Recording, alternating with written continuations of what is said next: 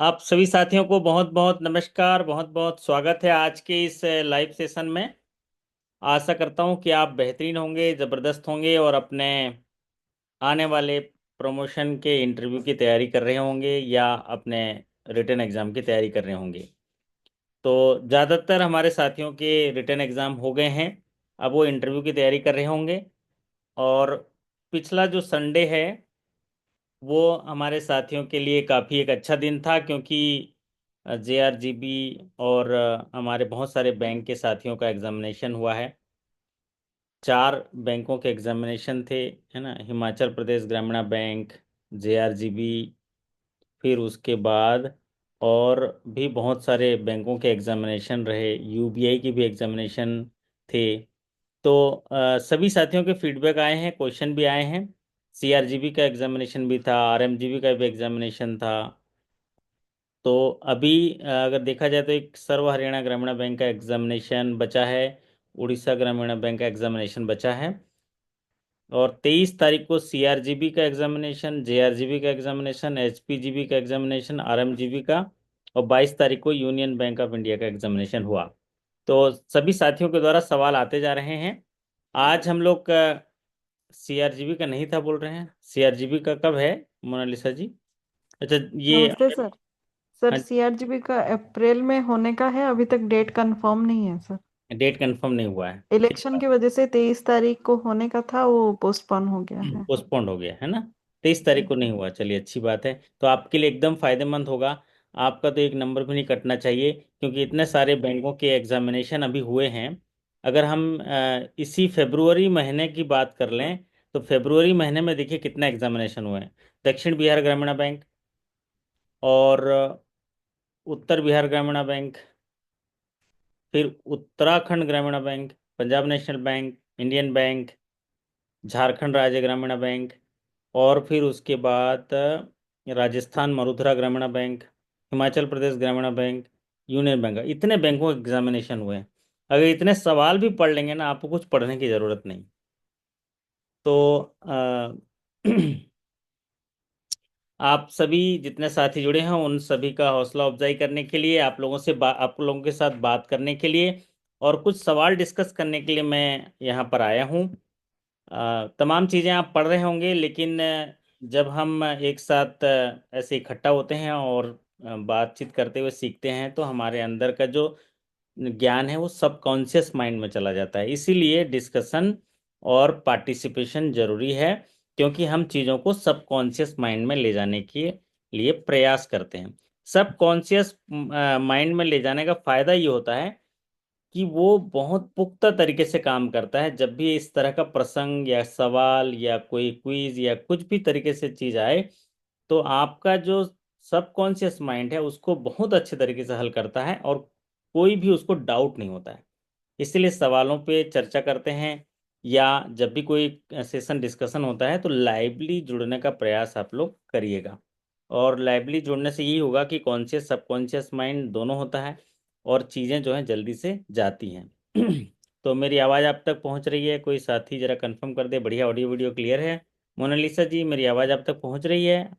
आ रही जी है sir sir. अच्छे से। जी सर, बहुत अच्छा आ रहा है। ऑडियो छत्तीसगढ़ में वीडियो। हैं आप लोग, सब लोग? आपका CRGB का अप्रैल में हो सकता है, और SHGB का भी अप्रैल या हो सकता है मार्च में हो जाए। तो अभी 2 बैंकों का बचा है।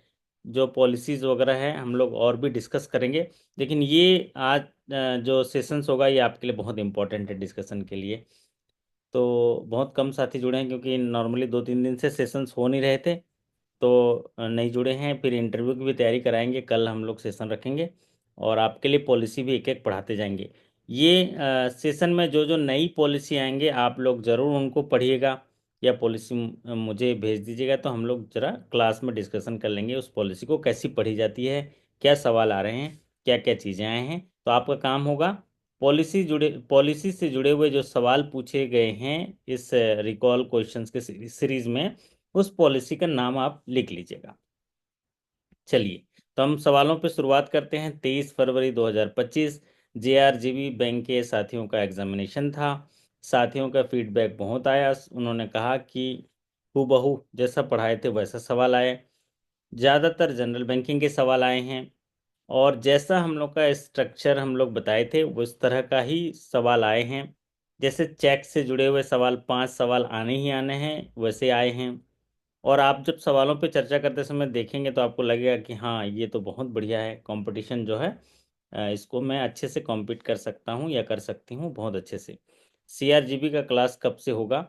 सीआरजीबी का क्लास होगा, है ना, डेली बेसिस पे आप जुड़े रहिए। सीआरजीबी के क्लासेस होंगे, काफ़ी कुछ क्लासेस हो चुके हैं सीआरजीबी के। कुछ क्लासेस हुए हैं मोनालिसा जी, सीआरजीबी के कुछ क्लासेस हो गए हैं ना अभी तो, पॉलिसी के? जी सर जी, हो रही है। ओके, हो रहे हैं। तो बाकी बचे हुए जो पॉलिसी हैं वो हम लोग भी करेंगे। तो शुरुआत करते हैं। पहला सवाल आपके स्क्रीन पर लाता हूं जो एग्जामिनेशन, और ज़्यादातर साथियों का ये कहा कि क्वेश्चंस का जो पैटर्न था वो इजी टू मॉडरेट था, कठिन नहीं था। इजी टू मॉडरेट था, मतलब सरल भी नहीं था, कठिन भी नहीं था, बीच का था। दूसरा, जो कोई साथी अगर जुड़े होंगे तो हम लोग उनसे भी रिक्वेस्ट करेंगे, अगर कहीं उनको इनपुट डालना है तो डाल देंगे। लेकिन अभी मुझे कोई दिख रहे हैं कोई जेआरजीबी के, तो वो पवन जी हैं। पवन जी मेरी आवाज़ पहुंच रही है अब तक?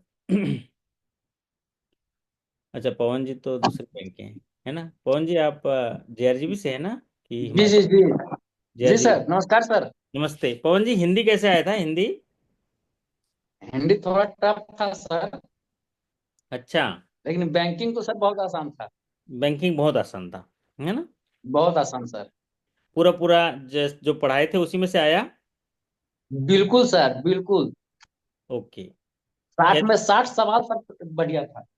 बहुत बढ़िया। हाँ, सभी साथियों ने बोला कि सर इसमें क्या ही करें, मतलब जो कंफ्यूज हुआ है, जो जानबूझ के गलती की है उन्हीं का नंबर कटेगा, ऐसा, है ना? जी जी जी, वही कंफ्यूजन में एक दो गलती हो गया, बाकी बनना लग रहा था सारा क्वेश्चन, मतलब 40 मिनट सर, 60 बन गया 40 मिनट के अंदर।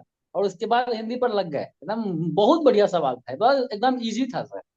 अच्छा, बहुत बढ़िया। जो हमने एक डिस्कशन भी किए थे पुराने, उनमें से तो रिकॉल क्वेश्चन में से 40% तो हूबहू आ गया रिकॉल क्वेश्चन से, है ना? जी जी जी। ओके, और हिंदी में क्या कठिन था बताइए तो? हिंदी में सर पैसेज दिया, पैसेज तो आसान था, लेकिन और अशुद्धिकरण जो था वो थोड़ा सा डिफिकल्ट था कुछ। दिया, जो प्लुरल फॉर्म इसका क्या होगा वो थोड़ा सा डिफिकल्ट था सर, कुछ वर्ड दिया था उसका प्लुरल फॉर्म इसमें से सेलेक्ट कीजिए, वैसा वो सब थोड़ा सा डिफिकल्ट। हाँ, टाइम टेकन था, डिफिकल्ट तो नहीं सर, टाइम टेकन था, टाइम ज्यादा ले रहा था वो। ओके, तो 40 क्वेश्चन हिंदी के थे। 40 में से अनसीन पैसेज से कितने क्वेश्चन आए थे? 10। जी। और समानार्थी विलोमार्थी आए थे, सिनोनिम्स वो एंड। एक दो आए, एक दो आए थे। ओके, लोकोक्ति मुहावरे से कितने सवाल आए थे? वो मुहावरा भी सर पैसेज में से ही था। अच्छा, पैसेज में ही था। जी, इनमें से कौन से मुहावरे का इस्तेमाल किया गया है, ऐसा करके दिया हुआ था इसमें।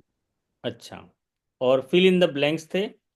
जी, फिल इन द ब्लैंक्स थे, वो भी 10 नंबर के थे, वो भी थोड़ा सा डिफिकल्ट था। अच्छा, तो वो फिल इन द ब्लैंक्स कैसे थे, ग्रामर से जुड़े हुए थे कि सब्जेक्टिव थे, कैसे थे?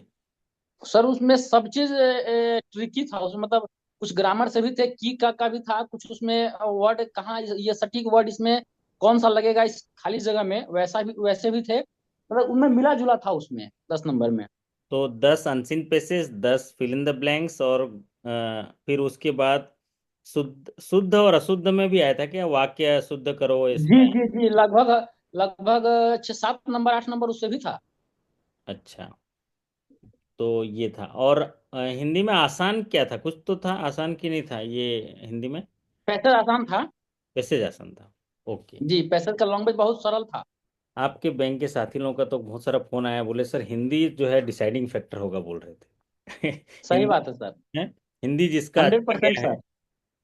कि हिंदी जिसका अच्छा गया है उसको ज़्यादा नंबर मिलेगा, ऐसा बोल रहे थे। सही है पवन जी? बिल्कुल सर, बिल्कुल। चलिए, बहुत बढ़िया। तो पवन जी हमारे साथ बने हैं, अच्छी बात है। तो उनका जो एक्सपीरियंस आप उनको मिलेगा। और अच्छा, कितने बजे टाइमिंग था आपका एग्जामिनेशन? टाइमिंग तो सर एंट्री 8 बजे ही था सर। अच्छा, और 9 बजे जी से स्टार्ट हो गया? जी जी जी। और टोटल कितने घंटे दिए गए? 90 मिनट का एग्जाम हुआ सर। 90 मिनट का। 90 मिनट में जी 100 क्वेश्चन करने हैं, ठीक है? जी जी जी। तो आपको कितने मिनट लगे होंगे? मेरा तो सर बैंकिंग तो सर 38 मिनट में बन गया था मेरा। अच्छा और अच्छा। लग रहा था कि एकदम बना ही नहीं, मतलब जैसे सेट बन रहा था वैसे लगा कि कुछ भी नहीं हुआ, ये एग्जाम ही नहीं हुआ। जब ओ। हिंदी में आया तो थोड़ा सा लगा। हम्म। तो हिंदी में टाइम टेकन हुआ, हिंदी में पूरा समय लगा उसमें, चूंकि हिंदी बहुत ये था, लग रहा था कि गलती हो सकता है संभावना। तो उसको थोड़ा ठीक से बनाया गया, पढ़ के थोड़ा समय लगा, वरना बैंकिंग में सर कोई समय नहीं लगा। और बहुत, सर इस बार सबसे आसान क्या था सर, वन लाइनर क्वेश्चन था। अच्छा। ये एक बहुत बड़ी बात थी। पहले क्वेश्चन को घुमा के पूछता था, 3 4 5 लाइन में वही चीज, लेकिन इस बार एक ही लाइन में एकदम क्वेश्चन लग रहा था कि बिल्कुल वही है, जवाब यही है, एकदम सटीक। हाँ मतलब कहीं डाउट नहीं, सीधा जो है आप कर लीजिए। तो आप जी जी। एक तो ये हो गया, आप जैसे लॉगिन किए तो पहले बैंकिंग शुरू होता था कि लैंग्वेज? अब पहले तो उसमें मेरे में इंग्लिश आया। अच्छा। जी, तो इंग्लिश तो हमारा था नहीं, तो वही बीच में हिंदी था, उसके बाद बैंकिंग था। तो पहले लास्ट सबसे पहले बैंकिंग कर लिए, फिर बीच हाँ। में हिंदी था, तो फिर हिंदी किए। ओके, बढ़िया की ये मतलब अच्छा। पहले लैंग्वेज था, उसके बाद बैंकिंग था, कहा जा सकता है ऐसा। ठीक है, तो 40 मिनट बैंकिंग में हो गया। अब 50 मिनट आपके पास था, तो भरपूर आप हिंदी पढ़ पढ़ के समझ समझ के वहां पर करके आए, है ना? जी जी जी जी बिल्कुल। और फिर मतलब काफी सभी लोगों ने कहा कि सर बैंकिंग तो बढ़िया हो गया, आधा आधा घंटे में कर लिया कई लोगों ने। और हिंदी में जो है वो जैसा भी करके आए हैं वहीं समझ के वहीं पढ़ के वहीं आए हैं, है ना? उनकी जी उन्हीं का सभी का कहना है कि डिसाइडिंग फैक्टर हिंदी लैंग्वेज का होगा, जो ज़्यादा नंबर उसमें लाएगा उसका अच्छा नंबर जाएगा। और दूसरी जी। बात ये थी कि हिंदी के जो सवाल हैं वो याद नहीं कर पाए। अगर आपको याद आए तो आप मुझे भेज दीजिएगा, तो एक आध सेशन उसके लिए भी हम लोग कर लेंगे। ठीक है। तो चलिए चर्चा करते हैं पहले सवाल पर। पहला सवाल आपकी स्क्रीन पर, सवाल देखिए क्या आया है। What is the minimum amount that can be filed with date recovery tribunal DRT? कितने रुपए कम से कम क्लेम किया जा सकता है डीआरटी में सूट फाइल करने के लिए? तो पवन जी, ये कैसा ऐसे ही आया था, सिंपल ऐसी जिस तरह का सवाल हम यहाँ पर देख रहे हैं वैसे ही आया था? तो सर ये डीआरडी का नहीं था, सरफेसी का था। सरफेसी का था? जी, सरफेसी में मिनिमम कितने राशि आउटस्टैंडिंग का हम क्लेम कर सकते हैं। अच्छा, ये तो हमारे साथी ने फिर तो गलत भेज दिया फिर, है ना? डीआरटी में भेज दिया कि डीआरटी में मिनिमम। सरफेसी में मिनिमम कितना होता है आप बताइए? 1 लाख था सर। 1 लाख, है ना? और डीआरटी में कितना होता है? डीआरडी में 20 लाख। 20 लाख। तो कोई बात नहीं, जैसे पवन जी बोल रहे हैं उसको हम भरोसा करेंगे कि वो सरफेसी में मिनिमम, क्योंकि वो ज़्यादा पॉपुलर सीरीज में आ रहा था ना अभी। सरफेसी मिनिमम कितना करना है, तो मोर देन 1 लाख होने चाहिए, ऐसा जी भी जी। था? ऑप्शन ऐसा था? उसमें मोर देन नहीं था। उसमें हम्म। आउटस्टैंडिंग एवब करके क्वेश्चन में ही था, और नीचे 1 लाख 2 लाख 5 लाख ऐसा करके था। ओके। तो कोई बात नहीं, क्या है कि बहुत सारे साथी सवाल भेजते हैं। उन्होंने ये सवाल लिखा कि मिनिमम अमाउंट डीआरटी, और आप बोल रहे हैं सरफेसी, तो सरफेसी होगा। डीआरटी जो है ना वो 20 लाख से ज़्यादा के मामलों, 20 को जो है वहाँ पर वसूली के लिए देखता है। पहले ये 10 लाख मिनिमम था। और डीआरटी जो है वो मतलब ये रिकवरी, जो बैंकों के रिकवरी को फास्ट करने के लिए जिला न्यायालय के तौर पर मामलों का फैसला जो है करता है। और ये अगर इसके डीआरटी में अगर कोई आदेश आता है तो उसको सुप्रीम कोर्ट या हाई कोर्ट में ही अपील किया जा सकता है। तो सरकार जो है समझ लीजिए कौन से अभी साल में इसका बदला था, कुछ आइडिया है पवन जी डीआरटी का? 2018 में, आपको याद होगा 2018 सितंबर महीना है जहाँ तक है ना, सितंबर 2018 में सरकार ने ये डीआरटी के लिए कुछ नियम बदले थे। पहले डीआरटी में 10 लाख के मामले जो है, 10 लाख के या उससे ऊपर के मामले होते थे। लेकिन उसको चेंज करके वित्त मंत्रालय ने अधिसूचना जारी करके डीआरटी में कर्ज की वसूली के लिए जो आवेदन करना था उसको बढ़ाकर 20 लाख कर दिया। तो यहाँ पर ये सवाल तो चलो अब जानकारी के हिसाब से मिला, बट पवन जी बता रहे हैं ये सवाल सरफेसी था। सरफेसी एक्शन करने के लिए कंडीशन, क्या क्या कंडीशन है बताइए तो। मोनालिसा जी, क्या क्या कंडीशन होता है सरफेसी के लिए? कि सरफेसी के लिए क्या क्या 3 कंडीशंस होते हैं सरफेसी लगा सकते हो, बताइए तो। सर सरफेसी में मेन तो जिसमें नहीं लगा सकते उसको हटाना पड़ेगा पहले, जैसे एग्रीकल्चर लैंड हो गया। हाँ हाँ हाँ। एग्री लोन में नहीं कर सकते। हाँ। और इसमें मिनिमम वो 1 लाख होना चाहिए ठीक आउटस्टैंडिंग है। जो है उसका। तो जी। सरफेसी क्या अच्छा बताया आपने। सरफेसी में क्या होता है, कृषि भूमि को छोड़ के जो भी दूसरी संपत्ति है, इमूवेबल प्रॉपर्टी, उसको जो है सिक्योरिटी होनी चाहिए। फिर लोन अकाउंट जो है एनपीए होना चाहिए, और उसमें जो आउटस्टैंडिंग बैलेंस है वो 1 लाख से ऊपर होना चाहिए। या उसका जो रीपेमेंट है, वो रीपेमेंट के बारे में भी एक कंडीशन है। मालूम है कि आपको मोनालिसा जी, रीपेमेंट कितना हो जाए तो आप सरफेसी नहीं चला सकते? 80% है सर, 80%। 80%, अगर 80% से ज़्यादा 80% पे कर दिया है तो आप भी सरफेसी नहीं चला सकते। तो ये एक कंडीशन है। तो एक सवाल के माध्यम से आपको बहुत सारी चीज़ें जानकारी मिल गई। अगला सवाल आपकी स्क्रीन पर देखिए। What is the transaction code of demand draft instrument? ये आया था पवन जी, ये सवाल आया था? जी जी आया था सर, बिल्कुल हाँ, ऐसा ही आया था। ऐसे ही आया था। तो जी। बताओ कितना लिख के आए? हम्म। 16 है सर। हम्म। 16। तो डिमांड ड्राफ्ट तो डेली बनाते होगे आप लोग, ऐसा ना, साइन करते होगे, तो वहां पर नीचे कहाँ जी। लिखा रहता है डिमांड ड्राफ्ट? देखो स्क्रीन पर दिख रहा है कहीं पर 16 लिखा है? नीचे है, नीचे है 16 सबसे है। नीचे। और बैंकर चेक्स में कितना होता है? 12। 12 होता है। 12 होता है। और सेविंग के चेक में कितना होता है? 10 और हाँ। 31। हाँ, 10 किसके लिए होता है? नॉर्मल चेक के लिए होता है। और 31 किसके लिए होता है? एट पार के लिए। एट पार के लिए होता है। ठीक है, ये तीनों ही पॉपुलर सीरीज के हैं। चलिए अगला सवाल आपकी स्क्रीन पर चलते हैं। ये 16 है, 16 नीचे लिखा है डिमांड ड्राफ्ट। आप लोग जाके कल बैंक में देख लीजिएगा। अगला सवाल आपकी स्क्रीन पर देखिए क्या लिखा है। Note presented in small number where the number of notes presented by a person is up to how much pieces with a maximum value of 5,000 per day, bank should exchange them over the counter free of charge. जब भी कोई ग्राहक छोटे संख्या में note लाता है, soil note, तो वो कितने नंबर ऑफ पीसेस में, मतलब कितने नंबर रहेंगे उसमें, या मैक्सिमम 5,000 जो सॉइल नोट जो है वो एक्सचेंज किया जा सकता है काउंटर पे फ्री ऑफ कॉस्ट। ये सवाल था पवन जी की कुछ दूसरा सवाल था, बताइए। याद नहीं आ रहा, लेकिन सर ये सवाल नहीं था। ये सवाल नहीं था?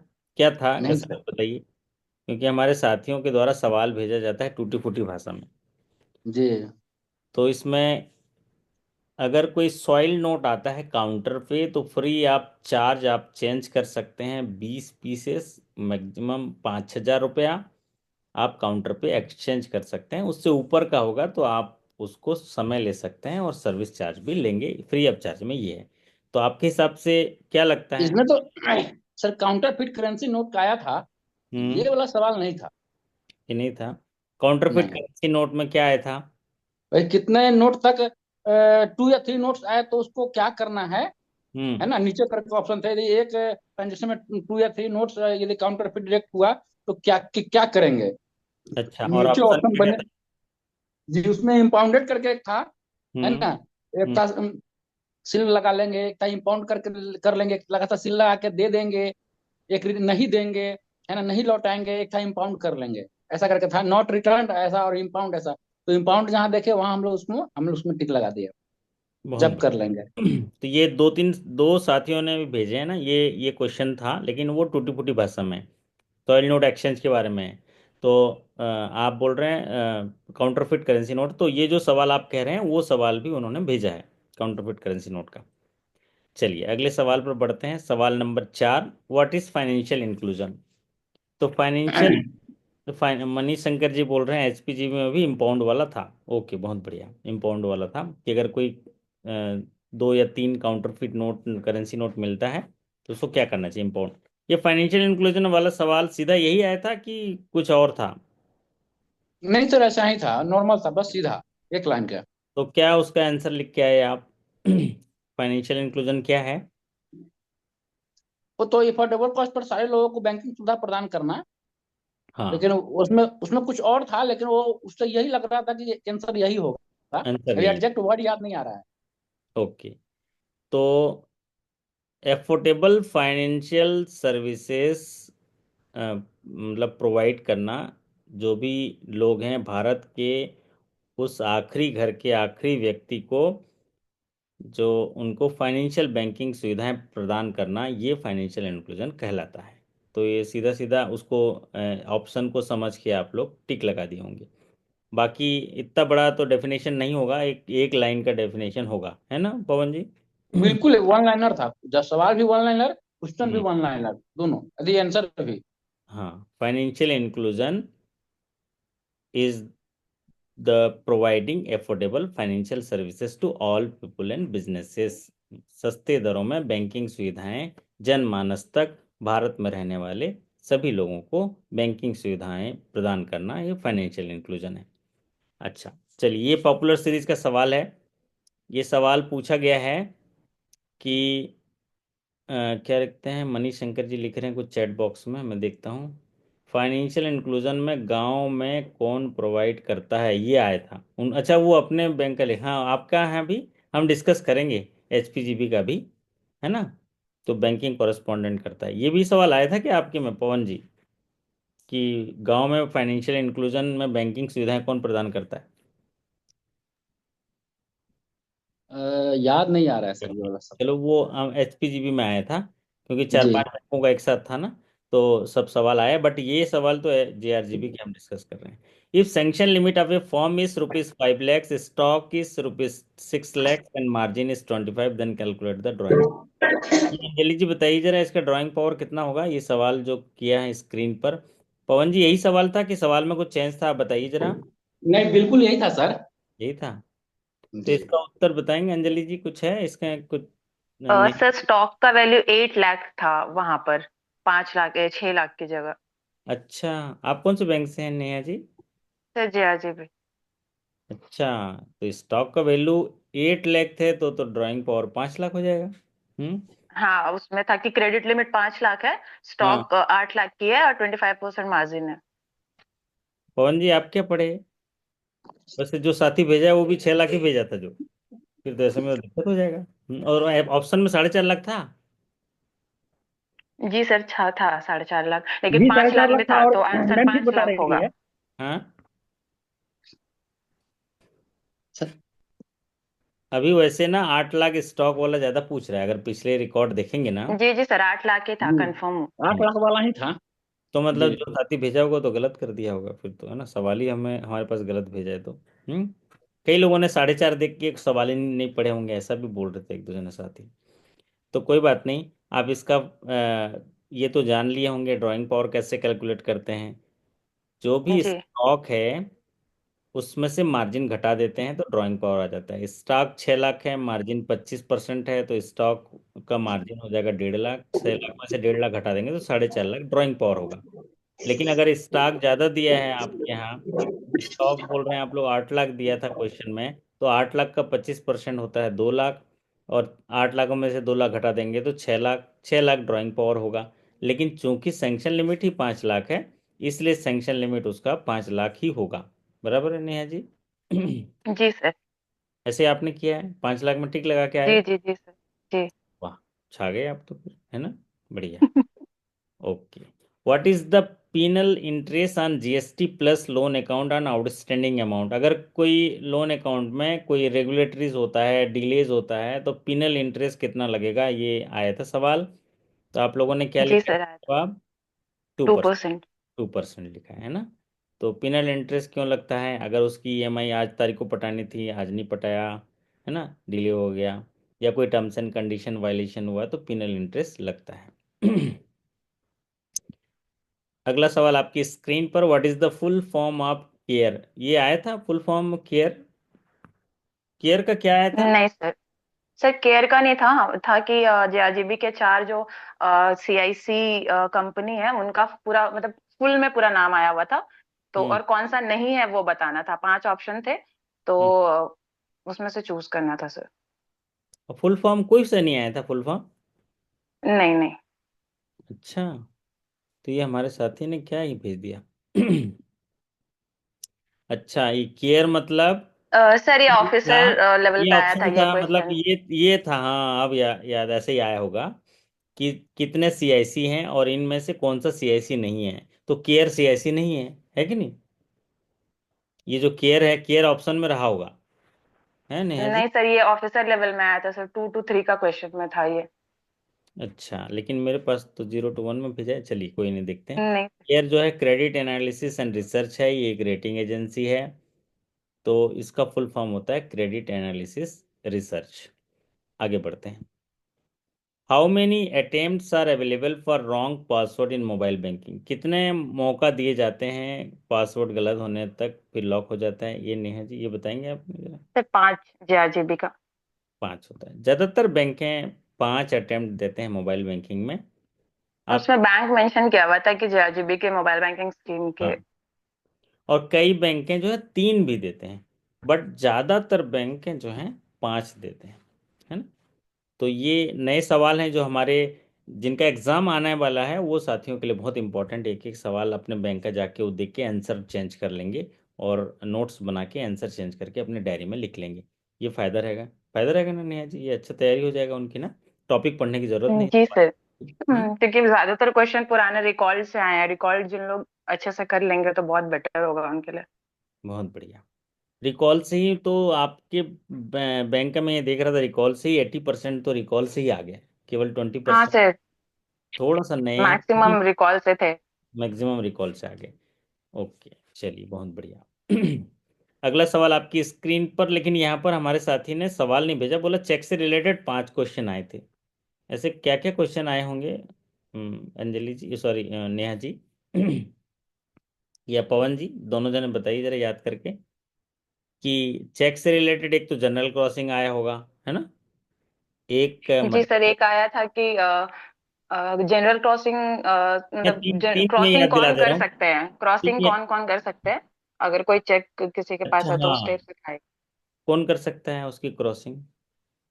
कोई भी कर सकता मतलब कोई भी कर सकता है, लेकिन होल्डर के परमिशन, मतलब जो चेक जिसने ड्रॉ किया उसके परमिशन के हिसाब से ऐसा कुछ था, उसमें ऑप्शन था। उसमें लिखा हुआ था सर, है। Any one but permission of मतलब ड्रॉअर, ऐसा जी करके जी ऑप्शन जी। था। बाकी सब ऑप्शन तो रिजेक्ट करने वाला था। यही एक ऑप्शन सही लग रहा था, उसने भी एक हाँ वर्ड जोड़ दिया था, ड्रॉअर के हम्म। परमिशन से कंफ्यूज कर रहा था, हालांकि यही सही होगा। हम हाँ लोग भाई, इसी को टिक देखो लगाएंगे। देखो, ड्रॉयर परमिशन देगा तब भी कर सकता है, ड्रॉयर परमिशन नहीं देगा तब भी कर सकता है। तो ऑप्शन जी तो वही जी है ना? तो एक सवाल ये हो गया। दूसरा सवाल इंडोर्समेंट का पूछा था। तीसरा जी। सवाल क्रॉसिंग का पूछा क्रॉसिंग का था, जो क्रॉसिंग चेक में क्या नहीं होगा, नीचे था। ऑप्शन थे। हम्म। और क्योंकि केवल, चौथा सवाल मटेरियल अल्ट्रेशन का पूछा था। जी, 5वां सवाल क्या पूछा था चेक का? याद नहीं आ रहा है सर। नहीं है ना? चलो ठीक है, मैं लेकिन ये आप, चारों सवाल तो हूबहू था, सर, मटेरियल अल्टरेशन। एक था कि जैसे दो मतलब कि अगर किसी चेक पे जनरल क्रॉसिंग कैसे करते हैं, तो दो पैरेलल लाइन जो है वैसे करके कुछ आंसर में था।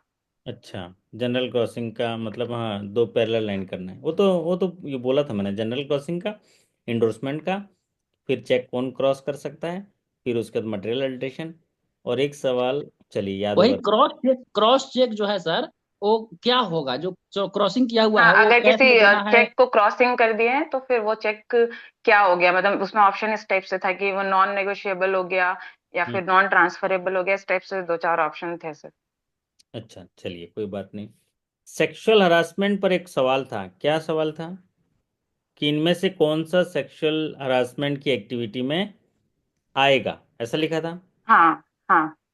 ओके, तो आप सभी साथी ध्यान दें, सेक्सुअल हरासमेंट पे ना, आप उस पॉलिसी को अच्छे से पढ़ लीजिए, क्योंकि अभी जितने भी एग्जामिनेशन हो रहे हैं, आरआरबी है या नेशनलाइज्ड बैंक है, सब में इसके सवाल आने ही आने हैं।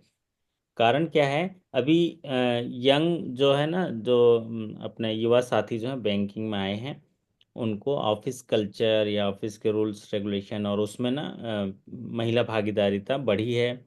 और आप जानते भी हैं, सरकार की पॉलिसीज, गवर्नमेंट की पॉलिसीज जो है, नारी शक्ति को आगे बढ़ाना है। तो ऐसे मामले में एक डिसिप्लिन लाने के लिए और सब चीज़ लाने के लिए, एक जो एम्प्लॉय या ऑफिसर्स जो है प्रमोशन ले रहा है, तो उसको इसके बारे में जानकारी हो। तो इसमें ऑप्शंस जो हैं हमारे साथी ने भेजा है, मतलब ऐसे ऑप्शन है कि अगर ऑफिस में कोई गलत वीडियो दिखा रहा हो तो भी आएगा। दूसरा, अगर कोई फिजिकल कांटेक्ट या कोई वर्बल या नॉन वर्बल में भी ऐसा कोई करता है वो भी आता है। ऐसे बहुत सारे 4-5 ऑप्शन दिए हुए होंगे, और इसमें ऑल ऑफ द एबव था, इसलिए हमारे ज़्यादा साथी उस ऑप्शन को नहीं भेज पाए। ऑल ऑफ द एबव में टिक लगा दिए। ठीक बोल रहे हैं पवन जी, नेहा जी? ऑल ऑफ बिल्कुल द बिल्कुल सर, जी all of sir, the all above of ही द। सही था। ऑल ऑफ द एबव मतलब सारे जो चीज़ें लिखी थी सब वो सेक्सुअल हरासमेंट के कंटेंट में आता है। जी बिल्कुल, और उसमें बिल्कुल क्लियर लग रहा था कि सब आएगा इसमें, इसमें कोई कंफ्यूजन भी नहीं। मूवी दिखाने वाला आया था, कुछ मूवी दिखाए या? जी जी, वैसा भी आया था। अच्छा, चलिए बढ़िया। उसको अपन किस पॉलिसी को ना, जो आने वाले सीआरजीबी हैं, एसएचजीबी हैं, उनकी पॉलिसी को भी हम लोग पढ़ाएंगे। विसिल ब्लोअर कंप्लेंट से रिलेटेड ये सवाल आया था, इसके थोड़ा समझाइए जरा, क्या पूछा था इसके? Whistle blower policy, whistle blower policy में इसके कंप्लेंट। एडमिन कौन होंगे सर, वही दिया था। एडमिन कौन होंगे, कौन होंगे एडमिन, पवन जी? जीएम। अच्छा, जीएम है ना? जीएम है, वो तो आया था, बट डेट वगैरह नहीं पूछा था, कितना दिन में रिपोर्ट करना है, क्या करना है? नहीं, इसमें डेट का कोई रिपोर्टिंग का टाइमिंग वगैरह नहीं, नहीं था। किनको रिपोर्ट करना है, बस वही था। अच्छा, तो जीएम एडमिन को रिपोर्ट करना है, जनरल मैनेजर जी जो एचआर देखते हैं, है ना? जी। यानी सॉरी, जो कंप्लेंट कौन थे, जीएम एडमिन ही था क्या नहीं आपका? नहीं, हाँ, मतलब जो केवल। कमेटी के हेड होंगे वो। कमेटी के हेड होंगे जीएम, है ना? हालांकि विसिल ब्लोअर जो रिपोर्ट्स होते हैं, जो जीएम को जाना है 30 डेज में जाना चाहिए। तो हमारे साथी ने चूंकि ऐसा लिखा था, क्लियर नहीं रहता है ना, जैसे आप लोग जैसे हमारे अभी आप लोग हैं तो बढ़िया बता रहे हैं, बाकी जब भेजते हैं तो एक एक वर्ड में भेज देते हैं, इसलिए आप लोगों का रहना अच्छा रहता है सवाल को डिस्क्राइब करने में। तो विसिल ब्लोअर कंप्लेंट्स रिपोर्ट जो है वो जीएम को भेजना होता है कमेटी के, और 30 दिनों के अंदर भेजना होता है। तो चूंकि दिन पूछा नहीं था, सिर्फ जीएम पूछा था, तो आपने उसको टिक कर दिया होगा। अगला सवाल आपकी स्क्रीन पर। ये सवाल तो बढ़िया सवाल पूछ दिया पवन जी, क्या सवाल है, पढ़ के बताइए क्या सवाल पूछा। हम्म। Re KYC is to be done for medium risk account once in, बिल्कुल आसान था, 8 साल। 8 साल में, है ना? सब 8 साल बिल्कुल में। हूबहू। जी। हाँ, बहु ज्यादातर ये मीडियम रिस्क का ही पूछता है, हाई रिस्क का नहीं पूछता, और लो रिस्क का भी नहीं पूछता। पहले लो रिस्क का पूछता था, ठीक है, और हाई रिस्क वगैरह जो है अभी अमाउंट से रिलेट करके हायर स्केल में पूछता है। तो 8 साल में री-केवाईसी करना होता है, और 8 साल में री-केवाईसी करना जरूरी है मीडियम रिस्क का है तो इसमें ज़्यादातर लो रिस्क जो होते हैं वो इंडिविजुअल्स होते हैं, मीडियम रिस्क जब बिजनेस वाले होते हैं, और हाई रिस्क वाले उसके अलग अलग कैटेगरी हैं, सोसाइटी, ट्रस्ट, क्लब, जो आपके गोल्ड ज्वेलरी वगैरह करते हैं, या पॉलिटिकली एक्सपोज पर्सन है, वो हाई रिस्क में होते हैं। डिमांड ड्राफ्ट से जुड़ा हुआ सवाल आया था कि demand draft is to be through account debited only. Monalisa ji, demand draft नगद में कितने रुपए तक बनाया जा सकता है, आपको कुछ याद आ रहा है? आप पिछले साल पढ़े होंगे या जी सर, बनाने के लिए लेस देन 50,000 होगा, और जब अच्छा, पेमेंट करते हैं तो लेस देन 20,000 तक हाँ, पेमेंट लेकिन करते यहाँ पर इन सवाल ये पूछा गया था, बोले कि कितने रुपए का डिमांड ड्राफ्ट है, वो हम सिर्फ सिर्फ अकाउंट से ही डेबिट करके करेंगे, तो आंसर क्या होगा आपका? 50,000 और उसके ऊपर। हाँ, तो क्या था पवन दोनों जी? ही आया था सर, दोनों आया था? दोनों सवाल आए थे। अच्छा, क्या क्या बताइए। एक पे, एक बनाने वाला भी, ये वाला भी, और एक पे करने वाला भी। उसमें डिमांड ये दे दिया था, एफडी दे दिया था, एफडी का हम्म। इंटरेस्ट और मूलधन कितना तक हम कैश में पे कर सकते हैं, ऐसा करके सवाल था। कितना दे सकते हैं मोनालिसा जी, एफडी और इंटरेस्ट अगर कैश में देना है कस्टमर को तो? कैश में देना है तो 20,000 से कम दे सकते हैं सर। अरे वाह, ठीक है पवन जी, हम सही जी माने। जी जी। बहुत बढ़िया। देखिए, आप मतलब सभी सवालों का जवाब कर लेंगे, मेरे को लग रहा है जीआरजीबी के सारे सवालों का जवाब हमारे सभी साथी जो पढ़ रहे हैं हमारे साथ ना, एकदम कर लेंगे। पवन जी तो पूरा करके ही आए हैं, एक आध तो गलत हो सकता है, तो हो सकता है ना? कंफ्यूजन में। हाँ। Which charge is to be created on share and debenture, share and debenture अगर सिक्योरिटी पे है तो कौन सा चार्ज क्रिएट करेंगे, ये सवाल आया था, शेयर एंड चार्ज डिबेंचर। का, हाँ नेहा जी। चार्ज का था। हम्म। सर, क्वेश्चन ऐसा था कि जैसे 5 ऑप्शंस थे, उसमें शेयर डिबेंचर भी थे, और क्वेश्चन था कि हाइपोथेकेशन इनमें से किन में नहीं होता है। हाँ, ये जी, सवाल था, बोल रहे हैं कि ये सवाल था। हाइपोथेकेशन किनमें से नहीं हो सकता है, तो उसमें शेयर डिबेंचर था। ठीक है, जी सर। अब बताइए हाइपोथेकेशन क्या है? नेहा जी, हाइपोथेकेशन क्या है बताइए, डिफाइन करिए हाइपोथेकेशन को, अगर अभी आपको इंटरव्यू में पूछा जाएगा ना, कि बताइए हाइपोथिकेशन क्या है, तो आप क्या डिफाइन करोगे? हाँ पवन जी। जब किसी चीज का मतलब पोजीशन और उसका ओनरशिप शायद दोनों जो मतलब किसी बोरोवर के पास होता है। बोरोवर के पास होता है, हाँ, तो तो आप उस केस बोलना में महोदय, जब गुड्स और सिक्योरिटी का पोजीशन और ओनरशिप borrower के पास होता है तो चार्ज क्रिएट जो करते हैं इसमें उसको हाइपोथिकेशन कहते हैं। तो आपके ऑप्शन में क्या क्या थे याद आ रहा है? जैसे स्टॉक होगा। स्टॉक थे, बुक डेट था, हम्म, व्हीकल भी था। व्हीकल में कुछ था, व्हीकल। और शेयर डिवेंचर था, और एक कोई ऑप्शन था सर, याद तो नहीं आ शेयर रहा है। डिवेंचर बहुत बढ़िया किया एकदम, मतलब मानना पड़ेगा, है ना। चाय पिलानी पड़ेगी पवन जी, कल महाशिवरात्रि है ना, बढ़िया। छुट्टी है कल। छुट्टी है तो बढ़िया एकदम चाय पार्टी करेंगे अपन लोग ना, जब सफलता मिल जाएगी तब चाय पार्टी करेंगे आपके, है ना। बिल्कुल sir. Okay. Who is the reviewing authority for scale one in case of social media policy? इसको जरा बताइए जरा, क्या होगा Neha ji? Social media policy में स्केल वन ऑफिसर अगर कुछ करता है तो उसके लिए रिव्यूइंग अथॉरिटी कौन होगा? Regional manager? सर कंफर्म नहीं है, मैंने जनरल मैनेजर एक्चुअली किया था इसमें, तो बिल्कुल कंफर्म। जीएम ही है सर, जनरल हाँ, मैनेजर ही है। तो सोशल मीडिया में जब भी चाहे नेशनलाइज बैंक हो या आरआरबी हो, यहाँ पर रीजनल लेवल तक इनको पावर नहीं दिया, सब हेड ऑफिस में दिया है। हेड ऑफिस में जनरल मैनेजर रिव्यू जो अथॉरिटी होता है जनरल मैनेजर होता है। जैसे अभी हम दूसरे बैंकों का सीआरजीबी का भी जाएंगे या किसी दूसरे बैंक का भी जाएंगे, सभी में जनरल मैनेजर हैं, क्योंकि सोशल मीडिया आज के ज़माने में बहुत असेंशियल एक टेक्नोलॉजी है, प्लेटफॉर्म है। तो इसके लिए हर bank social media policy framework दिया है कि आप क्या कर सकते हैं क्या नहीं कर सकते हैं। और प्लस सोशल मीडिया में जो कंटेंट्स आएंगे वो कौन डालेंगे, कौन वेट करेगा, कौन होल सोल इंचार्ज होगा। तो ज़्यादातर सोशल मीडिया के जो कंटेंट्स होते हैं वो उसके डिपार्टमेंट के जीएम्स होते हैं। मान लीजिए क्रेडिट का कुछ कंटेंट जा रहा है तो उस डिपार्टमेंट के जीएम करेंगे। और एक सेल बना है उसका इंचार्ज कोई चीफ मैनेजर होते हैं होलसोल, लेकिन जो रिव्यूइंग अथॉरिटी होते हैं वो जीएम होते हैं, तो इसका आंसर जनरल मैनेजर होगा। तो आंसर यहाँ पर थोड़ा कन्फ्यूजन था, सवाल ही कन्फ्यूजन था, इसलिए मैंने आंसर यहाँ नहीं लिखा, लेकिन जनरल मैनेजर सही है। Which charges to be created on immovable property as security, ये भी सवाल आया था क्या? नेहा जी, इमूवेबल। जी आया सर था आया था, सर। लेकिन ये सवाल थोड़ा सा घुमाकर था, मतलब जी। एग्जैक्ट याद नहीं, क्योंकि 2-3 लाइन का सवाल था ये। घुमाइए, कैसे तो होगा। अभी याद नहीं आ रहा, लेकिन घुमाकर था, याद ये नहीं सवाल डायरेक्ट नहीं था। सर आया। आंसर मॉर्गेज था, बस हो गया, इतना ही देखे हम लोग सर। अच्छा आंसर बस मॉर्गेज। मॉर्गेज बस देख लगा के और दिए। इमूवेबल प्रॉपर्टी देख के हमने। बहुत बढ़िया, ये अच्छा ट्रिक अपना है ना। तो जब ऐसे कोई ज़्यादा लंबा सवाल हो तो उसको वहाँ लैंग्वेज चेंज करने का ऑप्शन भी रहता है, लैंग्वेज चेंज करके पढ़ लिए फटाफट, कई बार इंग्लिश में समझ नहीं आया तो हिंदी में समझ में आ जाएगा। और आप लोग इतनी बार इसको पढ़े हैं देखे हैं तो आप लोग को डाउट नहीं होगा।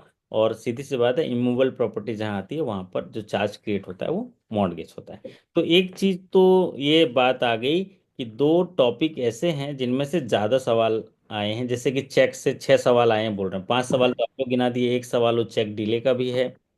और दूसरा ना चार्ज क्रिएशन में 3-4 सवाल आए हैं, चार्ज क्रिएशन में अभी तो 2 सवाल यहीं देख लिए, आगे और भी सवाल आएंगे। डिले में लोन का दिया था सर, लोन में कितना परसेंट उसका डिले का होगा, 19 डेज प्लस का। हाँ, सही बात है। तो लोन में जो रेट हो रहा है उससे 2% ज़्यादा टिक किया होगा, है ना। जी जी जी। चलिए, loans are provided against LIC policy on the basis of which amount? तो एलआईसी पॉलिसी के अगेंस्ट जो लोन देते हैं वो कौन से वैल्यू को करते हैं नेहा जी, बताइए तो ये जरा क्या है। Surrender value sir. ऐसे ये सिंपल। सेम ऐसे ही था क्वेश्चन। हाँ सर। अरे वाह, तो कोई मेहनत ही नहीं लगा होगा, है ना। तो बढ़िया है, एक एक चाय हो जाए क्या, ऐसे टाइप का लगा होगा एग्जाम में है। हाँ सर, लिटरली वैसे लग रहा था कि परोस के मिल गया है। सही बात है। हैं? एक ये छोटू एक एक चाय हो जाए, ऐसे टाइप का सवाल था। चलिए बहुत बढ़िया। अगला सवाल आपकी स्क्रीन पर देखिए, what is the CIBIL score for Pradhanmantri Surya घर लोन स्कीम? ये थोड़ा नया टाइप का सवाल है, ये थोड़ा समझाइए जरा, क्या सवाल आया था नेहा जी? बिल्कुल सर बिल्कुल नया ऐसा नहीं ही था था। सर, सेम यही था, पीएम सूर्य घर जो लोन है उसमें हम्म। सिविल स्कोर जेआरजीबी के अकॉर्डिंग कितना होना चाहिए, तो 680 एंड अबव था, तो ऑप्शन में 680 था तो हमने लगा दिया। हाँ, तो इसमें दो कंडीशन होते हैं ना नेहा जी, एक बार पॉलिसी जाके देख लेना, या हमारे जो साथी जो आने वाले एग्जाम की तैयारी कर रहे हैं वो अपनी पॉलिसी देख लेंगे। एक तो 2 लाख तक अगर लोन है तो कोई सिविल का ऐसा क्राइटेरिया नहीं दिया है, क्योंकि ये थोड़ा एक स्पेशल स्कीम्स है ना।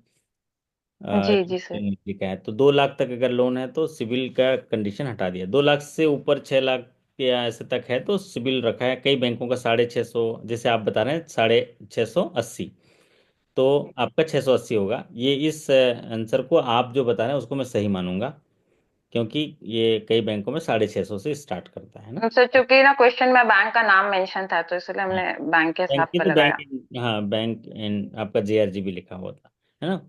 तो ये बैंक का जो है आपका 680 जो है सही होगा। अगर आपने पॉलिसी पढ़ा है तो वही सही होगा।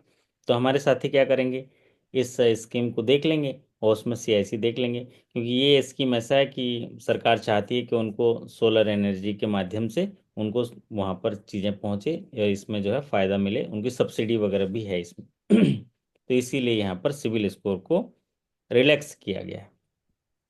अगला सवाल आपकी स्क्रीन पर, what is the total bank deposit of JRGB as on 31 March 2024? हाँ बताइए कितना है। 17,000 करोड़ का बिजनेस है आपका नेहा जी? हम्म। नहीं सर, डिपॉजिट पूछा गया था। डिपॉजिट 10,478 ऐसा कुछ था, तो सेम था वहां पे अमाउंट। मतलब 16,000 करोड़ का आपका टोटल बिजनेस है। 10,500 जो है आपका डिपॉजिट है, और हाँ, डिपॉजिट और एडवांस 5,800 समथिंग। 5,800 कुछ है ना। तो जी 5,700 और 11,000, मतलब मान लें 16,000 करोड़ का टोटल, या 16,500 करोड़ का व्यवसाय है। तो जी डिपॉजिट तो बहुत है आपका, है ना, 10,000 करोड़, और एडवांसेस जो है 5,700 करोड़, तो 10,479 करोड़ जो है आपका डिपॉजिट है। तो एग्जैक्ट ऐसे आया था कि रेंज में आया था? नहीं नहीं सर, पूरा जो ऐसा नहीं आया एग्जैक्ट था, वो आया रेंज था में नहीं दस था। हजार चार सौ अठहत्तर नहीं नहीं 10,468, मतलब 478 पॉइंट नहीं था, लेकिन लास्ट का भी एक्चुअल डिजिट आया था मेंशन। सर, एक्चुअल मतलब ये तो राउंड में कर दिया गया है ना, एक्चुअल में आया था 10,400 समथिंग जो हम्म। था वैसा करके आया था। हाँ, अगला एक्चुअल ऑप्शन, अमाउंट था। अगला ऑप्शन कितना डिस्टेंस में रखा था उसने, अगला नहीं ऑप्शन? डिस्टेंस नहीं था सर। सर हाँ, 51। है 51 सर रखा था। ऐसे मतलब सामने सामने का ऑप्शन नहीं था सर, समझ आ जा रहा था देखकर। अच्छा, मतलब 451 रखा था क्या, 451? नहीं नहीं, नहीं ऐसा ऐसा नहीं नहीं सर, 10। ऐसा कुछ नहीं था। हाँ, क्योंकि अगर डिस्टेंस थोड़ा ज़्यादा। 458, लास्ट में 51। अच्छा, चलिए, तो ये जो है मैं एग्जैक्ट लिखा था कि अभी एग्जामिनेशन में वो रेंज भी पूछ रहा था, बाकी आपके यहाँ एग्जैक्ट लिखा है। और दूसरा है कि इसमें क्या होता है कि डिस्टेंस, मतलब जो अगला ऑप्शन है वो उसमें दूरी, मतलब क्या रखा है उसमें, कितना अंतर रखा है, वो भी जो है मायने रखता है। अगर नज़दीक नज़दीक दे देगा तो कन्फ्यूजन हो जाएगा ना, 10,478, 10,460 दे देगा तो थोड़ा सा डाउट हो जाएगा, है ना। ऐसा तो नहीं था ना पवन जी? नहीं नहीं सर, नहीं सर। चलिए, अगला सवाल आपकी स्क्रीन पर देखिए, what is the CD ratio of JRGB as on 31 March 2024? ये वो सवाल पूछा था नेहा जी। जी सर, जी जी सर। CD रेशियो क्या होता है बताइए नेहा जी, अभी इंटरव्यू में। 56.10। हाँ, 56.10 आंसर याद है। सीडी सर, डिपॉजिट और मतलब डिमांड डिपॉजिट और कासा कासा और एफडीआरडी का जो अच्छा, नहीं नहीं, कासा पूछा था कि CD पूछा था, CD ratio? CD CD ratio था रेशियो सर, पूछा था। CD ratio. और कासा कितना है आपका? हम्म। नहीं याद है। नहीं याद है? तो CD रेशियो क्या होता है, क्रेडिट टू डिपॉजिट रेशियो। मतलब आपके बैंक में जो डिपॉजिट है उसको नीचे रख देंगे, और जो आपने लोन दिया है क्रेडिट उसको ऊपर रख देंगे, और दोनों का अनुपात निकाल लेंगे, उसको CD रेशियो कहते हैं। CD रेशियो जी जी। जो है 60% से ऊपर होना चाहिए, उसको अच्छा माना जाता है। और आजकल तो वो CD रेशियो जितना ज़्यादा होगा उसको अच्छा माना जाता है। तो बशर्ते क्रेडिट क्वालिटी अच्छी होनी चाहिए। तो CD रेशियो आपका जैसा आप लोग कैलकुलेशन किए होंगे तो आप 56 बता रहे हैं, तो ये हो सकता है मिस्टेक हो यहाँ पर जो स्क्रीन पर लिखा है। आप लोग बताइए CD रेशियो आपका, डिपॉजिट कितना है ऊपर रख दीजिए, और नीचे एडवांसेस रख दीजिए। डिपॉजिट कितना है, सॉरी क्रेडिट कितना है आपका, क्रेडिट को ऊपर रख दीजिए, डिपॉजिट को नीचे रख दीजिए, कैलकुलेटर चला के देख लीजिए, है ना। पवन जी कितना है आपका, एडवांसेस कितना है बताइए? 5,713 है ना एडवांसेस? नहीं हेलो, सर, 5,878। 5,878 है। तो लिख लेते हैं 5,878। और डिपॉजिट कितना है बताइए? नेहा जी, डिपॉजिट बताइए सर दस आपका। हजार चार 10,000, सौ अठहत्तर है सर, 10,478। 10,479 है ना? तो इसको निकाल लेते हैं कितना है। हाँ, 5610 है। 5610 ठीक है फिर, है ना? तो जी सर। उतना लिखे हो, 5610। जी सर। तो सही हो जाएगा, बढ़िया। हाँ, अगला सवाल देखिए, what is endorsement in payment of cheque? Endorsement किसे कहते हैं कोई चेक के पेमेंट में? क्या जवाब है आपका? ये एग्जामिनेशन में भी पूछेगा। हम्म पवन जी, इंडोर्समेंट क्या होता है बताइए? नेहा जी आप बताइए, पवन जी चले गए खाना खाने। सर चेक के बैक साइड या फ्रंट साइड में किन्हीं के नाम से जब चेक को हम लोग किन्हीं का नाम स्पेशली मेंशन करके देते हैं तो उसको एंडोर्समेंट बोलते हैं। ओके। तो endorsement is a process, act of signing a check with the process for the negotiation of the payment to somebody else। किसी तीसरे व्यक्ति को उस चेक का भुगतान करने हेतु अगर चेक के पीछे पृष्ठभाग में कहीं साइन कर दिया जाता है तो उसको इंडोर्समेंट कहते हैं। तो इंडोर्समेंट पृष्ठांकन है जिसमें चेक के पृष्ठ पर इस उद्देश्य से साइन कर दिया जाए कि उस चेक की उल्लिखित राशि का भुगतान किसी तीसरे व्यक्ति को अंतरित किया जाए, दे दिया जाए। तो इस प्रक्रिया को इंडोर्समेंट कहते हैं। ये बहुत ही पॉपुलर सीरीज का है। तो इसका ऑप्शन देख के आपको समझ में आ गया होगा ना, ऑप्शन देख के, कि ऐसा कुछ डिफिकल्ट था इसको करने में। सर वैसे ही था कि चेक के बैक साइड या फ्रंट साइड में जब किसी मतलब इस टाइप से क्वेश्चन था कि मेंशन किया हुआ है तो उसको क्या बोलेंगे। ओके। व्हाट इज सर जो था आंसर एंडोर्समेंट था, जो आप आंसर बताए वो क्वेश्चन था। ओहो, ये था, हाँ। और ऑप्शन एंडोर्समेंट में टिक लगाना था, ठीक है। What is the loan repayment for vehicle loans? Maximum repayment period for vehicle loan कितना है? सर ये ऐसे था कि कमर्शियल व्हीकल लोन जो है हम्म उसका मैक्सिमम रिपेमेंट पीरियड कितना होगा। कितना होता है? सर 84 मंथ्स था ओ, सर्कुलर के हिसाब से। तो वो कॉमर्शियल व्हीकल के लिए आया था। जी सर कमर्शियल व्हीकल था। हमने कुछ दूसरा व्हीकल लेते, कौन सी व्हीकल है ये वाली बताइए? तो वेरना है। हाँ, जब ऑफिसर बन जाएंगे तो ये गाड़ी खरीदेंगे, ठीक है। तो जी सर। ओके, चलिए बढ़िया। तो यहाँ पर क्या है, 84th मंथ इसका आंसर सही होगा। अगला सवाल आपकी स्क्रीन पर देखिए, ये थोड़ा सा कलात्मक सवाल है, विराट कोहली टाइप का है ना। Old is gold. If A and B open a joint FDR account with C nominee with either and survivor mandate and after the death of A the payment is to be made to whom? A और B दो joint account holder हैं, एक fix deposit खाता खोलते हैं, लेकिन उस खाते में सी को नॉमिनी रखते हैं। उस खाते में एक मैंडेट होता है, वो मैंडेट कहता है कि दोनों में से कोई भी आइदर या सर्वाइवर पेमेंट ले लेगा अगर मैच्योर हो गया, तो वही मैंडेट है। अगर किसी कारणवश एक की मृत्यु हो जाती है तो आफ्टर मैच्योरिटी जो है पेमेंट किसको मिलेगा? यही सवाल सीधा जो है, सीधा सवाल जो है ये आता है। ठीक है नेहा जी, ये लंबा सवाल था कि जी ऐसी सर। था? नहीं इसी टाइप से था सर।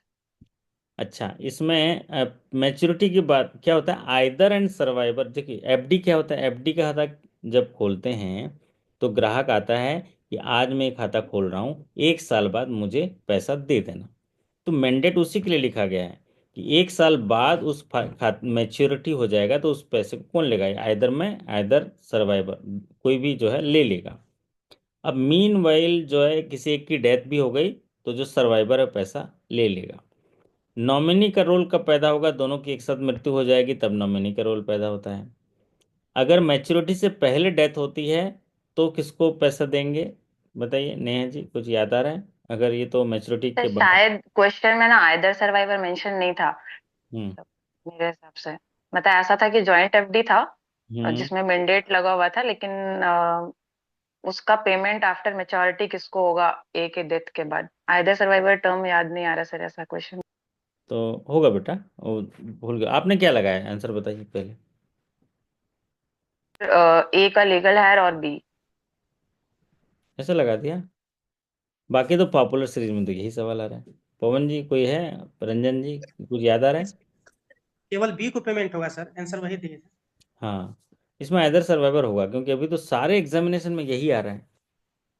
आप ठीक कह रहे हैं कि बिफोर मैच्योरिटी में। अच्छा बताओ, आफ्टर मैच्योरिटी लिखा था कि बिफोर मैच्योरिटी लिखा था, ये बता दो। ये आफ्टर मैच्योरिटी था आफ्टर सर, था sir, maturity. After after maturity. Maturity है तो मतलब उसमें बी को पेमेंट होगा। और अगर बिफोर मैच्योरिटी होता तो हम लिखते कि जो survivor plus legal heir of deceased A. चलिए कोई बात नहीं। If A request bank to open a joint account with his relative with a mandate, then till he will live he will operate the account. After the death of him the account will be operated by his relative. This type of mandate is called as। एक व्यक्ति bank में आता है और रंजन जी से कहता है कि मैनेजर साहब मुझे एक ऐसा खाता खोलना है जो मैं अपने रिलेटिव के साथ जॉइंट अकाउंट खोलना चाहता हूँ, लेकिन कंडीशन एक है, मैं जब तक जिंदा हूँ वो ऑपरेट नहीं कर सकती या नहीं कर सकता। मैं जिंदा हूँ तब तक मैं ही ऑपरेट करूंगा, मेरे मरने के बाद ही उसको ऑपरेट करने दीजिएगा। ऐसे खाते मैंडेट को क्या कहते हैं? क्या कहते हैं मोनिका जी? आप मोनिका जी चले गए? नहीं, मोनालिसा जी चले गए। सर फॉर्मर और सर्वाइवर होगा सर। फार्मर एंड सर्वाइवर है ना। तो ये गाना मतलब ये तो ये जो है ना, ओल्ड एंड ओल्ड सदाबहार गाने जैसे चलते हैं ना, गंगा जमुना सरस्वती प्यार का पैगाम है, जहाँ पे तीनों हिल मिल जाएं उसी का संगम नाम है। तो ये संगम जैसा गाना वो क्वेश्चन है, हाँ सभी में आता है ना मोनालिसा जी? सभी सभी एग्जामिनेशन में ये सवाल आते हैं, ये दो तीन। जी सर जी। तो इसमें तो कहीं डाउट नहीं है, फार्मर एंड सर्वाइवर है। अगला सवाल आपकी स्क्रीन पर, व्हाट इज जनरल क्रॉसिंग, हम लोग डिस्कस कर चुके हैं जनरल क्रॉसिंग। कि जनरल क्रॉसिंग एज चेक के पेज पर दो ट्रांजर्व पैरेलल लाइन अगर खींच दी जाए तो उसके जनरल क्रॉसिंग कहते हैं। और जनरल क्रॉसिंग होने से ये है कि उसका पेमेंट काउंटर पर कैश में नहीं होगा, उसका अकाउंट में पे जाएगा। Which of the following is not a material alteration in cheque, निम्नलिखित में से कौन सा मटेरियल अल्ट्रेशन नहीं है? तो इसमें बहुत सारे ऑप्शन रहते हैं। और मटेरियल अल्ट्रेशन क्या होता है? किसी चेक में अगर नाम में बदलाव कर दिया जाए तो मटेरियल अल्ट्रेशन होगा। पे के नाम में बदल दिया जाए, डेट में बदल दिया जाए तो मटेरियल अल्ट्रेशन होगा अमाउंट में। या कोई ऑर्डर्ड चेक है उसको बियरर चेक कर दिया जाए तो मटेरियल अल्ट्रेशन होगा। लेकिन बियरर चेक को ऑर्डर कर दिया जाए तो वो मटेरियल अल्ट्रेशन नहीं होगा। तो आंसर क्या होगा? Bearer to order. तो नेहा जी बताइए, ये सवाल आया था कि कुछ और सवाल था, कैसा था सवाल कर बताइए। इसमें रंजन। सर इसी ऑल टाइप से ऑफ था, द लेकिन ऑप्शंस कुछ और थे। अच्छा, ऑप्शन क्या क्या था बताइए। हम्म। कौन सा नहीं होगा, ऐसा ही था जैसे डेट चेंज कर दिया, अमाउंट चेंज कर दिया, ऐसा था ऑप्शन में। हाँ। हम्म, लेकिन ऑर्डर मतलब बियरर टू ऑर्डर आंसर नहीं था, कुछ और था इसका answer. All of the above था सर, सारा ऑप्शन था मटेरियल ड्रेसिंग का। अच्छा ऐसा वाला? हाँ हाँ। क्या जी मतलब जी सर। एक आध बताइए। जैसे कि डेट में चेंज कर देना, नाम चेंज करना। हाँ, तो डेट में चेंज कर अमाउंट चेंज मटेरियल करना, वर्ड में। अल्ट्रेशन। और बताओ। नाम चेंज करना मटेरियल अल्ट्रेशन है। और बताइए। सारे ऑप्शन अल्ट्रेशन वाला ही थे सारे। ऑल ऑफ द अच्छा, एबव। ऑर्डर टू बियरर कर देना भी मटेरियल अल्ट्रेशन है, सारा मटेरियल अल्ट्रेशन है, ठीक है। चलिए, ऑल ऑफ द अबव है तो हम पढ़ना क्या है, ठीक है। ये बीसी कमेटी से जुड़ा हुआ क्या आया था, जरा बताइए तो नेहा जी। सर था कि जो बेसिक कमेटी होता है उसके मेंबर कौन से इनमें से नहीं है। अच्छा, क्या क्या ऑप्शन था? जनरल मैनेजर थे FI, assistant general manager FI, assistant general manager credit थे, हम्म। क्रेडिट बिजनेस, और थे आईटी के डिपार्टमेंट के एक हेड। हम्म। इस तरह का ऑप्शन में था, तो इसका आंसर वो होगा सर, जो क्रेडिट वाले असिस्टेंट जनरल मैनेजर वो नहीं होंगे। होने होंगे, आईटी वाले होंगे और एफआई वाले तो जरूर होंगे, है ना। जी चलिए, जी। बहुत बढ़िया। क्योंकि बीसी के लिए क्रेडिट की ज़रूरत नहीं होती है, बीसी क्योंकि क्रेडिट में काम नहीं करता, बराबर नहीं है जी। जी सर। बीसी क्या करता है? वही पैसा निकालता है, जमा करता है, वो क्रेडिट नहीं करता, इसलिए जीएम क्रेडिट नहीं होंगे। बढ़िया, आपने अच्छे अच्छे बनाए। हाँ, ये सवाल देखिए क्या आया था। If cheque collection is delayed beyond 90 days, banks will compensate the customer by paying interest at the rate that is typically how much percent higher than the prevailing term deposit rate considered as extraordinary delay। जब कोई check collection के लिए जाते हैं तो 90 days से ऊपर का डिले को बियॉन्ड एक्स्ट्राऑर्डिनरी डिले कहते हैं।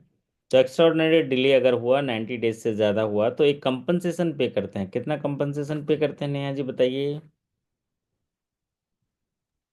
सर लोन पे जो इंटरेस्ट चार्ज हो रहा होगा +2%।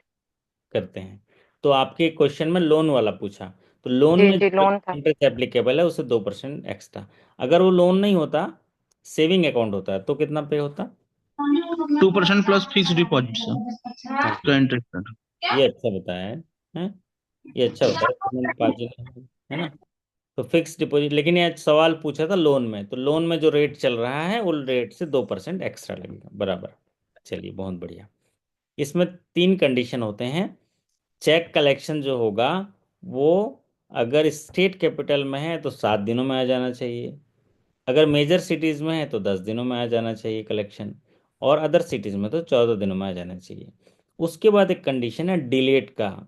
अगर 14 दिनों तक के डिले हुआ तो सेविंग का रेट मिलेगा, 14 दिन से ज़्यादा से 90 दिन तक डिले हुआ तो फिक्स डिपॉजिट का रेट मिलेगा, और 90 डेज से ज़्यादा का डिले हुआ तो फिक्स डिपॉजिट +2% लगेगा। लेकिन अगर लोन अकाउंट में, सीसी अकाउंट में, लोन अकाउंट में अगर डिले हुआ चेक गया तो उसमें जो ब्याज लग रहा है उस ब्याज का 2% एक्स्ट्रा।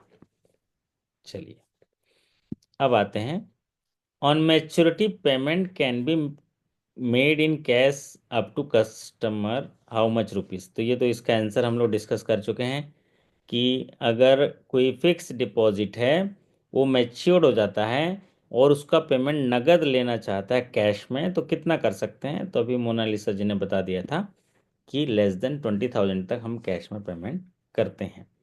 वैसे तो सामान्यतः देखेंगे तो कैश में किसी को करते नहीं होंगे, सबका खाता खुलवा लेते होंगे क्योंकि आपका टारगेट वगैरह रहता है। लेकिन ये आईटी एक्ट के तहत ये है कि कोई भी पेमेंट है एफडी का 20,000 से नीचे ही कैश में किया जा सकता है, उसके ऊपर जो है अकाउंट में रखना है ताकि उसका एक ऑडिट ट्रेल बने। Which CIC is not registered with RBI. तो यहाँ वो आंसर था जो केयर वाला लिखे थे, यहाँ पर सीआईसी के लिस्ट थे।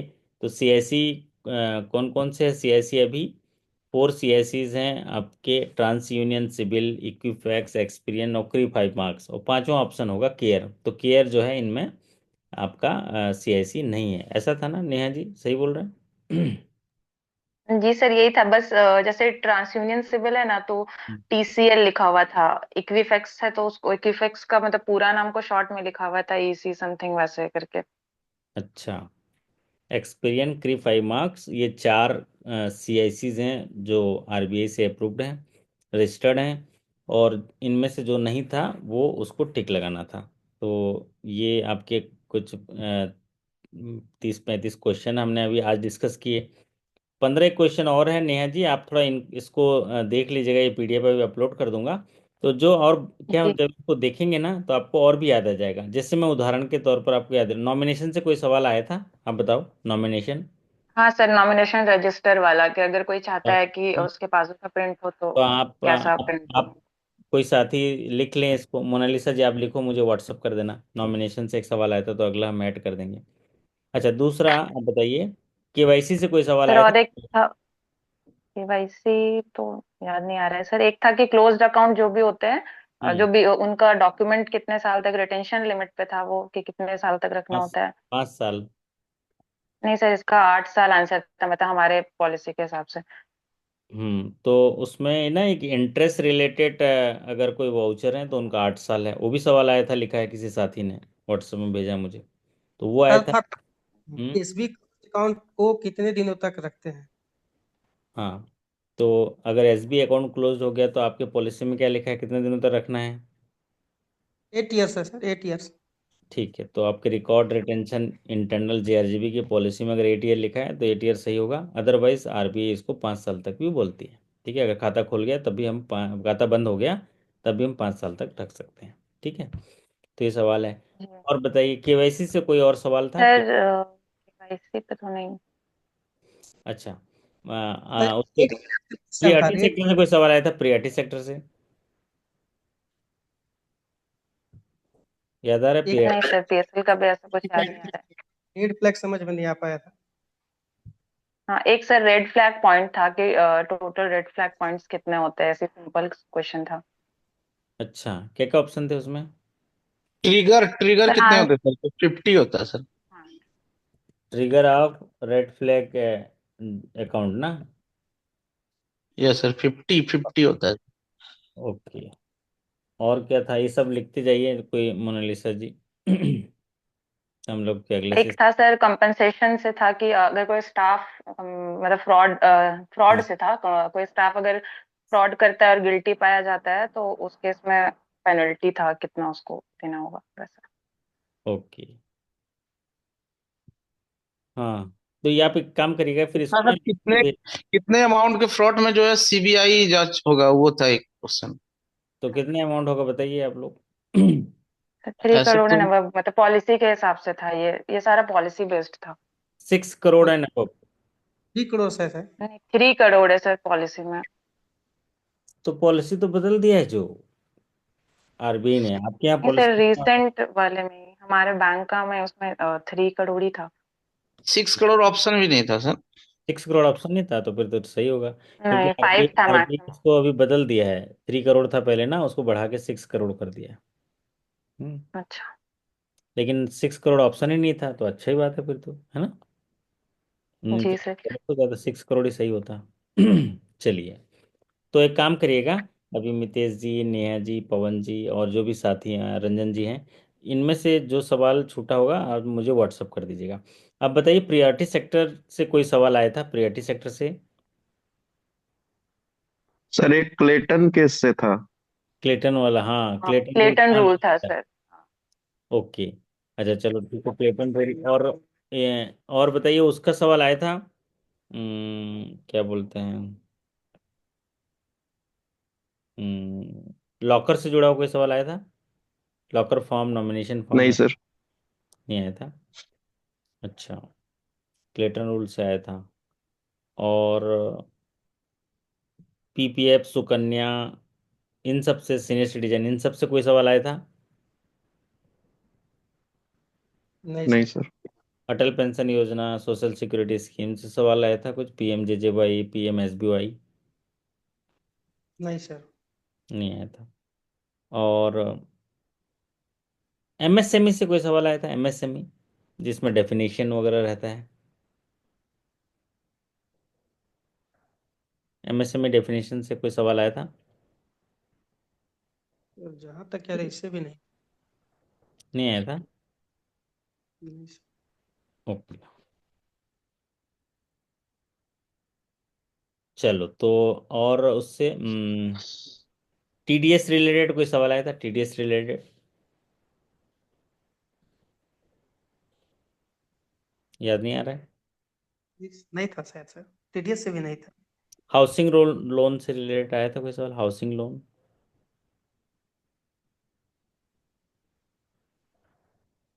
या नहीं, एग्रीकल्चर? एग्रीकल्चर से आया था सर। एग्रीकल्चर में समथिंग था कि कौन सा, मतलब हम मशीनरी लोन कौन सा कर सकते हैं। ट्रैक्टर था ऑप्शन में, ट्रैक्टर ही होता है उसमें। ट्रैक्टर, ट्रैक्टर है मशीनरी लोन। हाँ बताइए, ये एक सवाल आया था, है ना? ट्रैक्टर है। मतलब फार्म एग्रीकल्चर करके था, फार्म एग्रीकल्चर में इनमें से कौन सा लोन करेंगे इस टाइप से, हाँ वो है। Allied activity. Allied activity? नहीं नहीं नहीं, एलाइड एक्टिविटी तो फिर तो पशुपालन हो गया ना। ना ना, एलाइटेड नहीं फॉर्म था सर वो। मशीनरी, फॉर्म हाँ, क्रेडिट के तहत फॉर्म मशीनरी फॉर्म ही था सर। करते हैं वो हाँ, एग्रीकल्चर। फार्म एग्रीकल्चर जैसा ही तो कुछ, वो हाँ सर। ट्रैक्टर हार्वेस्टर करते हैं, वो form form machine. Form agriculture होता है। हम्म। हम्म। और एक बात बताइए, आपको उससे आया था सवाल आपका? नॉमिनेशन से भी एक और सवाल था सर। वो एक्स वाई ज्वाइंट अकाउंट है, उसमें एक को नॉमिनी है और एक्स डेथ कर गया, तो उसका जो है अमाउंट का कौन होगा। तो कौन होगा? वो तो एक्स वाई ज्वाइंट है, तो सर तो अगर एक्स ही डेट किया है तो वाई ही होगा ना। नॉमिनी तो दोनों डेट करेगा तब ना नॉमिनी का रोल होगा। हाँ ठीक बात, बराबर है, सही है ना? तो वो डिस्कशन कर चुके हैं वो सवाल, शायद आप नहीं जुड़ पाए होंगे, है ना? चलो, तो ऐसा करिएगा मितेश जी और बाकी जो साथी जुड़े हैं, तो आप लोग कुछ ना सवाल जो बचे होंगे उनको भेज दीजिएगा लिख के, तो उसको हम लोग चर्चा कर लेंगे, क्योंकि 10-15 सवाल में से केवल 5-6 सवाल और बचे हुए हैं। तो जीवन बड़ा अनमोल है। जीवन में आप सीखते रहिए। एक्चुअल में पूरा जीवन ही ना, जब तक सीखते रहेंगे तब तक जीते रहेंगे। हमेशा ही अंतिम सांस तक आपको सीखना है और अपने आप को जो है बदलाव करते जाना है। गलतियां करने करिए, लेकिन सीख कर अगर उस गलती को दोबारा नहीं करना है। अगर मुसीबत आ गई तो डरने से क्या होगा, जीने के तरीके ढूंढो, मरने से क्या होगा। बराबर है ना मितेश जी? आवाज आ रही मेरी? Yes sir. क्या बोल रहे हैं नेहा जी? चले गए? नेहा जी तो चले गए, है ना? नहीं नहीं सर, बोलिए। हैं? अगर मुसीबत आ गई तो डरने से क्या होगा, और जीने के तरीके ढूंढिए, मरने से क्या होगा। मान लीजिए कोई आज कोई गड़बड़ गलत हो गया, मान लीजिए कोई सवाल, तो हमें क्या होगा, अब आगे ऐसा तरीका ढूंढेंगे तो वो गलती और ना हो, है ना? तो जी सर। एक अच्छा दिन रहेगा कल। हम लोग का आस्था के मतलब में विश्वास रखते हैं, और जीवन भी अद्भुत है। हमें सब चीज़ें चमत्कारिक है। आपके आसपास देखिए, आप जन्म होने से लेके आज तक जितनी भी चीज़ें चमत्कार है, तो हमें ये लगता है कि हाँ, कोई एक अद्भुत शक्ति ब्रह्मांड में है जो नीति नियमों से लेके चीज़ों को चला रहा है। तो इसीलिए हम उस आस्था पे विश्वास करते हैं, क्योंकि पूरा चीज़ें आपके मानने से है। अगर आप किसी को अटूट तरीके से मानते हो ना, तो वो आपके सामने आपके टेबल में क्रिएट होके आ जाएगा। अगर आप मानते हो भगवान है और आपकी अटूट व्यवस्था अटूट आस्था है उसमें, तो भगवान हैं, आपकी बात सुनेंगे, आपसे बातें करेंगे। आप करके देखना नेहा जी हैं। अगर आप जी सर, मैं करती हूँ। है ना, उदाहरण के तौर पर, कि आप जिसको भी भरोसा करोगे, जिसको भी मानोगे ना, वो सच हो जाएगा। इतना मैं आपको शॉर्टकट में बता सकता हूँ। आप जो चाहते हो ना, उस पर अटूट भरोसा करो। और भरोसा ऐसे कि जैसे सर्कस में देखते हैं ना, एक वहां पर एक जने हाथ छोड़ देता है, दूसरा हाथ पकड़ लेता है, दोनों पर भरोसा कितना रहता है कि मैं छोड़ूंगा और वो पकड़ लेगा। जी। ठीक उसी तरह का अगर आप भरोसा करेंगे, आपको चीज़ें मिलेंगी। और आपको अभी तक मिलते भी आ रही हैं वही चीज़ें जिन पर आपको भरोसा अटूट है। तो करता करे न कर सके, शिव करे सहो, तीन लोक नौ खंड में महाकाल सब बड़ा ना कोई। आप ये महाकाल को जानते हैं नेहा जी? जी सर। महाकाल को मानते हैं? आप वो देखो, हम भगवान मानते हैं, उसके उनके जीवन में कितनी चीजें हुई हैं बताइए तो। हम्म। समुद्र मंथन जी हुआ, सर। पहले विष निकला। कौन सा विष? हलाहल विष। मतलब उसके खुशबू मात्र से मर जाते हैं लोग, बताओ, पूरा हलाहल विष को पी लिया। हम्म। उनकी शादी हुई तो उनके ससुराल में उनको न्योता नहीं दिए, वो चले गए तो अपमान किए। क्या हुआ देखते हैं ना, क्या हुआ नेहा जी? पूरा ना भस्म जला दिया उनको, उन्होंने उन्हें मतलब उसमें भस्म कर दिया उन्होंने, है ना? और फिर उसको जगह जगह जो शरीर को लेके घूमते रहे, है ना?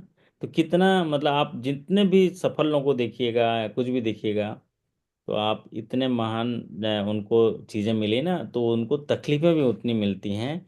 और वो बैलेंसिंग होता है, बैलेंस शीट का जो पार्ट होता है ना, देखना, एसेट और लाइबिलिटी। तो उसको अपने जीवन के साथ तौलिए। अब देखिए, आपको जो भी चीज़ मिल रहा है ना, खुशी भी मिल रही है ना, तो उसके बराबर का दुख आपके साथ है ना नेहा जी? आवाज आ रही है मेरी? जी सर। जी सर। मतलब आपको जो भी चीज़ मिल रहा है, मान लीजिए आज आप अच्छा खुशनुमा जीवन जी रहे हैं, अच्छा जी रहे हैं, तो उसके बराबर का बराबर आपको पेन होगा, मतलब वो पैरेलल होगा। तो ये है जीवन। तो यही कला है, थोड़ा सीखना है। बाकी चीज़ें जो हैं आपकी चलती रहेंगी, बट सीखना बहुत ज़रूरी है। और हमें एक सौभाग्य मिला है लोगों के लिए कुछ करने के लिए, उसके लिए हम बेहतर कर सकते हैं, लेकिन अपने जीवन का मोल बनाएंगे उसको। उसको जो है सीख कर उसको अनमोल बनाएंगे। इसी आशा और विश्वास के साथ मैं आपसे विदा लेता हूँ। आने वाले दिनों में गुरु के क्लास कराएंगे। इंटरव्यू का हम लोग का प्रिपरेशन कब से कराएंगे सर? कल से कराएंगे। इंटरव्यू का प्रिपरेशन कल से कराएंगे। इन मीन वाइल जो पुराने इंटरव्यू के सेशंस हुए हैं वहाँ पर जाइए, देखिए कैसे सवाल पूछे जा रहे हैं और कैसे सवाल किए गए हैं, उनको थोड़ा रीड करिए, सुनिए और अपने आप को रिकॉर्ड करिए और समझिए। इन और अभी इंटरव्यू कई बैंकों में हो भी रहे हैं, उनके सवाल भी आ रहे हैं। तो उस पर मैं आपको सेशंस में दूंगा और आपको गाइडेंस भी दूंगा। आपकी प्रोफाइल के आधार पर मॉक इंटरव्यू भी प्रैक्टिस कराएंगे। तो आप सभी के अच्छे कार्य निष्पादन, बेहतर स्वास्थ्य, शानदार सफलता और परम शक्ति से प्रेरणा का आह्वान करते हुए आपसे विदा लेता हूँ। फिर मुलाकात करेंगे कल। तब तक के लिए धन्यवाद, नमस्कार, शुभ रात्रि। शुभ रात्रि। Good night.